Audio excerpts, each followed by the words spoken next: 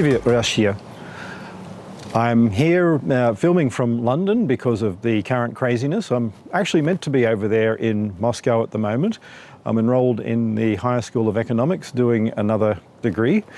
And I'm here, unfortunately, by video. So anyway, until I can get over to your great country, I'm going to tell you a little bit about Bitcoin. Bitcoin isn't what you've been told. It's not this system designed to be anarchist and get around governments or anything like that. It's designed to have a record so that people cannot change what they've been doing, so they can't alter the fact. Now, that's an important aspect here, but it's also a very important one for things like data and storage and ensuring that we can actually have computation that matters. So I want you to think about many of the current problems we have. An example at the moment is recent studies have been showing the concept of robustness. In a lot of scientific papers, the ability to actually replicate data has not been there. And some of that has been not necessarily because of fraud, but because people tweak things. They change the results so that they get what they want to report. Now, if we could actually have a system where all of the information is available and no one can decide to leave out outliers or change what they report on, whether we're talking about scientific papers, political polls, anything like this, then we're going to have far more robust data. And that's something that Bitcoin can start allowing. Bitcoin will allow you to have an immutable source of truth, evidence that you can value and resell. So over time, this is going to be computation and the distribution of information on a wide scale.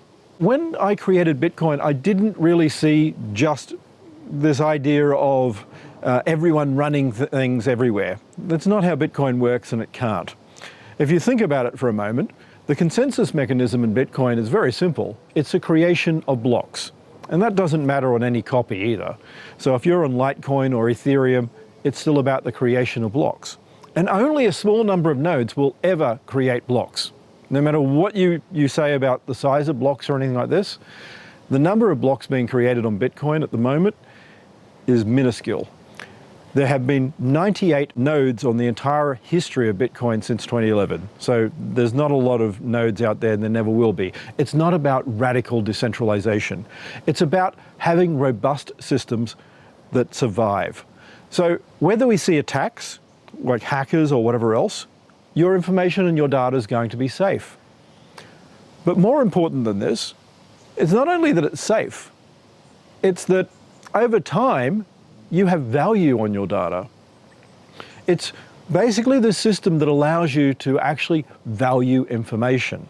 Docker's started coming out saying how all these images are costing them a lot of money. These are images that have not been touched for a while, say over 6 months. And Docker's telling people that, well, we don't want to keep storing your data. The reason is it's free. If you've paid someone, then you have a contractual arrangement. And that's very different. So you think you're free on things like Docker, but you give information. You allow them to track you. You allow them to have your information and data. And you're selling everything you have. And I'm saying that everything you have because data is the new currency. It is the new oil. It is the new value, not only of the internet, but of the world. Google makes money because of data. Amazon, data and sales. Facebook, pure data. Twitter, data and lies. So everything, even if they're a combination of falsehoods and data, then they're still data. And Docker makes money not because of necessarily the money that you're putting in there, but also because of all those free accounts that sign up. Bitcoin's going to change this narrative. It's going to allow you to value things. And the thing with free is, it's never free. It's not that there's no free lunch, there's no free anything. We live in a world where if you're getting something for free, they're taking something. Any gift Anything that they're giving you comes with a cost. Remember that. If you know what you're paying up front, you're in a better condition.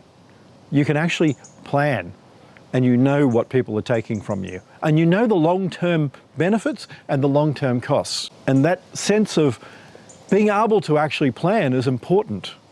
Bitcoin allows you to create not just the small networks you'll see in Bitcoin, but overlays. With overlay networks, we can expand basically infinitely, allowing a single index to be put on the blockchain, and then having computational data that will expand out, allowing everything.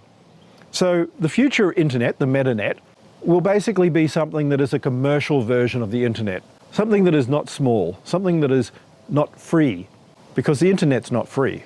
But metanet will be low cost, and it will be valued. And if you want to make sure that people are helped, that education can be delivered, it will cost, but you can help. Because when you know the value of things, you can apply the actual value. So you can still give education to people, but you know where it's valued. And I'm going to keep saying this word, valued, because imagine something like Coursera. There's a lot of value to Coursera. I use it quite a lot. Many of the universities, including HSE, use Coursera extensively. But it's when you pay for it that you care. When you have an obligation to finish that you care. So this is what I want you to start thinking about. How can we take all of this information out there, the Internet of Things, the industrial Internet of Things, that information that is the new oil, and build a new internet, a new system, something where we all benefit and something where all of us in this global community that we have even now as we're isolated can take and put together and build something more. Thank you.